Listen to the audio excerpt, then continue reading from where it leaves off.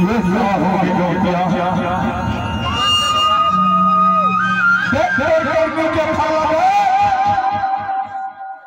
आज इनके छे इकलौती बेटी रही से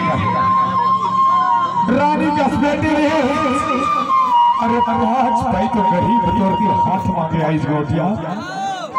गरीब के ठुकरा दा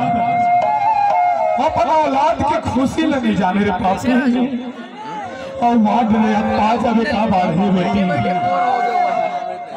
का तू हमारी पूंजी नहीं हो गई गोटिया तुम पूंजी के खबर तो आ जाते मन तो लगा थे साले लात मार देते आज भाई तो लड़का है ही शादी नहीं करी मार बुर मारी मारे बेटी गोटिया साले क्या बनाना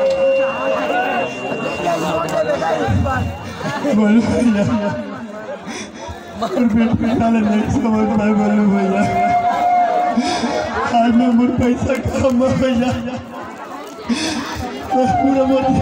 लड़का खबर भैया ये टूरी बात कैसे नहीं रोवा देगा गरदारी बात तो रोमान वो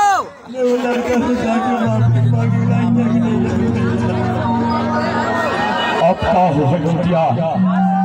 जो घोंसले से एक बार पंछी उड़ के वो दोबारा नहीं आ सके आज तो एक हत्यारा बन गया। हाँ तोर गलती नहीं है तोर से 100 गुना ज्यादा ना हो तो चमकुलिया डौकी की गलती है ये तेरे साले फैशन कर करके अपन चक्कर में गिरा के दांत का भाई एक बात है बता तुम